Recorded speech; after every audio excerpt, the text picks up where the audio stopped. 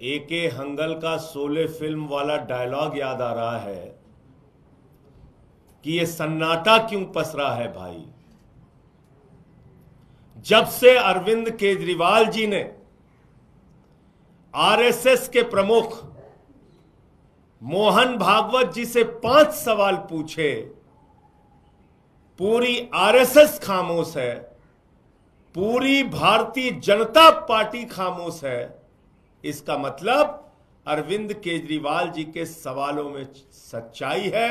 अरविंद केजरीवाल जी के सवालों का जवाब पूरा देश चाहता है और आरएसएस और बीजेपी इस पर पूरी तरीके से खामोशी साधे हुए। कोई बोल ही नहीं रहा। देश के सामने इतने बड़े प्रश्न अरविंद केजरीवाल जी ने रखे। अपने आप को देशभक्त और राष्ट्रवादी कहने वाली संस्था आरएसएस, उसके प्रमुख मोहन भागवत जी से 5 सवाल उन्होंने पूछे और ये सवाल सिद्धांतों से जुड़े हुए हैं, उसूलों से जुड़े हुए हैं, सच्चाई से जुड़े हुए हैं। आज दिल्ली के मुख्यमंत्री वो शख्स है हिंदुस्तान के, अरविंद केजरीवाल जी ने मुख्यमंत्री के पद को एक बार नहीं, उसूलों और सिद्धांतों की बात आई तो 2 बार मुख्यमंत्री के पद को 2 मिनट के अंदर छोड़ के लात मार के बोले हम सिद्धांतों की लड़ाई लड़ेंगे, उसूलों की लड़ाई लड़ेंगे, ईमानदारी की लड़ाई लड़ेंगे, सच्चाई की लड़ाई लड़ेंगे। 49 दिन की सरकार से मुख्यमंत्री के पद से इस्तीफा दिया। कोई चपरासी की नौकरी नहीं छोड़ना चाहता। जेल से निकल के आए, उसूलों और सिद्धांतों की बात आई, 2 मिनट के अंदर मुख्यमंत्री के पद से इस्तीफा दिया। और एक तरफ भारत के प्रधानमंत्री हैं, 75 साल की उम्र में भी अपनी कुर्सी नहीं छोड़ना चाहते। 75 साल की उम्र में भी अपनी कुर्सी से चिपके रहना चाहते हैं। तो ये बात तो पूरे देश के सामने खुली किताब की तरह है कि एक तरफ केजरीवाल जैसे ईमानदार और सच्चे नेता हैं जो मुख्यमंत्री की कुर्सी 1 नहीं 2 बार 2 मिनट के अंदर छोड़ के निकल देते हैं और ईमानदारी और सच्चाई, उसूलों और सिद्धांतों की लड़ाई लड़ते हैं। दूसरी तरफ भारत के प्रधानमंत्री हैं जो 75 साल की उम्र में भी अपने पद से चिपके रहना चाहते हैं। अब वो 5 सवाल जो अरविंद केजरीवाल जी ने कल मोहन भागवत जी से पूछे थे, वो 5 सवाल आज फिर से मैं आपके सामने दोहराना चाहता हूं और कुछ तथ्यों के साथ दोहराना चाहता हूं। पहला सवाल जो अरविंद केजरीवाल जी ने पूछा कि अपने आप को देशभक्त कहने वाली आरएसएस क्या इस बात से सहमत है कि आज भारतीय जनता पार्टी कोई राजनीतिक दल नहीं बचा बल्कि एक अपहरण गैंग बन चुका है। आज भारतीय जनता पार्टी कोई राजनीतिक दल नहीं बचा बल्कि पार्टियों को तोड़ने वाला एक गिरोह बन गया है। ईडी का डर दिखा के, सीबीआई का डर दिखा के, लालच देके, पैसे रुपए करोड़ों रुपए देके विधायकों को तोड़ना, सांसदों को तोड़ना, सरकारों को गिराना, पार्टियों को तोड़ना, यह काम भारतीय जनता पार्टी के द्वारा जो किया जा रहा है, क्या वो सही कदम है? आरएसएस के प्रमुख मोहन भागवत जी इस पर क्या मानते हैं? नंबर 1। नंबर 2, देश के सबसे भ्रष्टाचारी नेताओं को, और जिनको किसी और ने नहीं खुद भारत के प्रधानमंत्री ने भ्रष्ट कहा। एक अखबार में यह खबर आई थी कि विपक्ष के 23 वो नेता जिन पर गंभीर भ्रष्टाचार के आरोप खुद भारतीय जनता पार्टी ने लगाए, उनको गले लगाया, अपनी पार्टी में शामिल किया और उनको क्लीन चिट दे दी। मोदी जी की वॉशिंग मशीन में वो धुलकर पाक साफ हो गए। तो दूसरा सवाल, जिन नेताओं को खुद मोदी और अमित शाह और भारतीय जनता पार्टी भ्रष्टाचारी बताती रही, उनके भ्रष्टाचार को लेकर चीखती रही, चिल्लाती रही, कार्रवाई की मांग करती रही, उन्हीं नेताओं को जिन पे 70 हजार करोड़ रुपए के भ्रष्टाचार के आरोप खुद प्रधानमंत्री ने लगाए, उनको अपनी पार्टी के अंदर शामिल कर लिया। मोहन भागवत जी को यह कार्रवाई कैसी लगती है? क्या वास्तव में मोहन भागवत जी इन भ्रष्टाचारियों को बीजेपी में शामिल किए जाने पर सहमत हैं या असहमत हैं? नंबर 3, आरएसएस जो अपने आप को देशभक्त संस्था कहती है कि हम एक नैतिकवादी मूल्यों पर चलने वाले लोग हैं। आरएसएस जो कहती है हम तो राष्ट्रीय स्वयं सेवक हैं,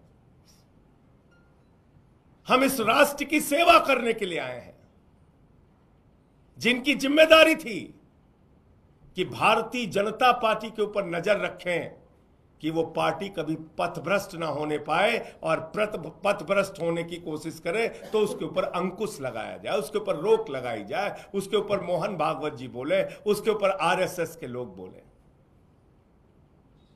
तो केजरीवाल जी का तीसरा सवाल है आरएसएस प्रमुख मोहन भागवत जी से कि मोहन भागवत जी, क्या आपने भारतीय जनता पार्टी के पथभ्रष्ट होने पर, इन सभी कार्रवाइयों पर आपने उन पर अंकुश लगाने की कभी कोई कोशिश की? आप उनकी इन कार्रवाइयों से सहमत हैं या असहमत हैं? आपने कभी उनको रोका कि ये क्या कर रहे हो तुम? एक ऐसे मुख्यमंत्री जो फ्री शिक्षा, फ्री बिजली, फ्री पानी, फ्री इलाज, माताओं बहनों के लिए बस की फ्री यात्रा, बुजुर्गों की तीर्थ यात्रा, मुनाफे का बजट दिल्ली के लिए, ऐसे मुख्यमंत्री को जब जेल में डाला जाता है तो क्या मोहन भागवत जी के मन में प्रश्न उठता है कि यह काम बीजेपी गलत कर रही है, मोदी जी गलत कर रहे हैं? चौथा प्रश्न जो एक एक आरएसएस के कार्यकर्ता के मन में है, और आरएसएस का जो कार्यकर्ता बीजेपी में आया है उसके भी मन में है, और वो अपने आप को अपमानित महसूस कर रहे हैं। किस दबाव में बोल नहीं पा रहे नहीं मालूम, लेकिन जेपी नड्डा जो भारतीय जनता पार्टी के राष्ट्रीय अध्यक्ष हैं, उन्होंने खुले तौर पे कहा चुनाव के दौरान कि अब हमें आरएसएस की जरूरत नहीं है। तो क्या बेटा इतना बड़ा हो गया कि मां को आंखें दिखाने लगा? अपनी मातृ संस्था जिसकी कोख से बीजेपी पैदा हुई, उस आरएसएस को आंखें दिखाने का काम आज मोदी, जेपी नड्डा और अमित शाह कर रहे हैं। आरएसएस के प्रमुख को यह कही हुई बात कैसे लगी? उनके मन को ठेस पहुंची कि नहीं पहुंची? आरएसएस के कार्यकर्ताओं को ठेस पहुंची कि नहीं पहुंची? बीजेपी के अंदर जो आरएसएस से आए हुए लोग हैं उनके मन को ठेस पहुंची या नहीं पहुंची? चौथा सवाल मोहन भागवत जी से दिल्ली के नेता, देश के नेता और पार्टी के राष्ट्रीय अध्यक्ष आदरणीय अरविंद केजरीवाल जी ने पूछा है। और पांचवा और अंतिम सवाल जो पूरा देश जानना चाहता है, जिसका जवाब पूरा देश सुनना चाहता है, और वो जवाब भारत के प्रधानमंत्री से भी सुनना चाहता है, आरएसएस के प्रमुख से भी सुनना चाहता है। आरएसएस ने और बीजेपी ने एक सिद्धांत निर्धारित किया अपने संगठन के लिए कि 75 साल पूरा होने पर भारतीय जनता पार्टी के नेता को अपने पद से इस्तीफा देना पड़ेगा। 75 साल की आयु पूरा करने के बाद कोई लोकसभा विधानसभा का चुनाव नहीं लड़ेगा, कोई मंत्री, मुख्यमंत्री और प्रधानमंत्री नहीं बनेगा। 75 साल में बीजेपी के नेता को रिटायर होना पड़ेगा। यह सिद्धांत आरएसएस और बीजेपी ने निर्धारित किया, अपने लिए बनाया। लेकिन अमित शाह मोदी जी के बारे में पूछने पे कहते हैं, मोदी जी तो 75 साल के बाद भी देश के प्रधानमंत्री रहेंगे। मोदी जी तो 75 साल के बाद भी रिटायर नहीं होंगे। ये तो देश की जनता को तय करना है वो रहेंगे कि नहीं रहेंगे। लेकिन अमित शाह पहले से ही कह रहे हैं 75 साल की उम्र में पद नहीं छोड़ेंगे। 75 साल की उम्र में मोदी जी रिटायर नहीं होंगे, इस्तीफा नहीं देंगे। वाह अमित शाह जी, लाल कृष्ण आडवाणी जी का इस्तीफा हो जाता है, लाल कृष्ण आडवाणी जी को पद से हटा दिया जाता है। मुरली मनोहर जोशी जी जो बीजेपी के राष्ट्रीय अध्यक्ष रहे, उनको पद से हटा दिया जाता है, चुनाव लड़ने की इजाजत उनको नहीं होती। भारतीय जनता पार्टी के नेता और हिमाचल प्रदेश के पूर्व मुख्यमंत्री शांता कुमार जी को 75 साल के बाद चुनाव लड़ने नहीं दिया जाता, पद से हटा दिया जाता है। सुमित्रा महाजन जी लोकसभा के अध्यक्ष थी, 75 साल के बाद उनको उनके पद से हटा दिया जाता है, चुनाव नहीं लड़ने दिया जाता।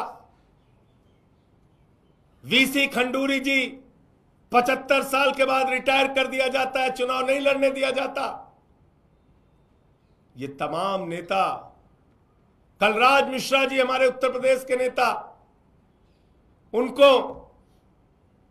75 साल के बाद रिटायर कर दिया जाता है, पद से हटा दिया जाता है।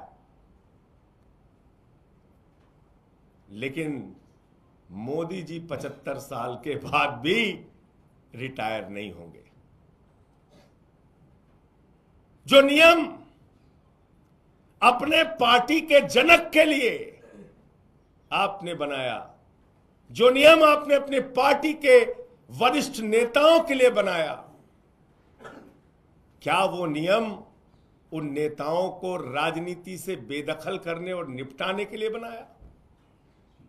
हमेशा हमेशा के लिए उनकी राजनीति को समाप्त करने के लिए बनाया? और अगर वो नियम खुद आपने बनाया तो आपके ऊपर वो नियम लागू क्यों नहीं होगा? फिर मैं दोहरा रहा हूं इस बात को।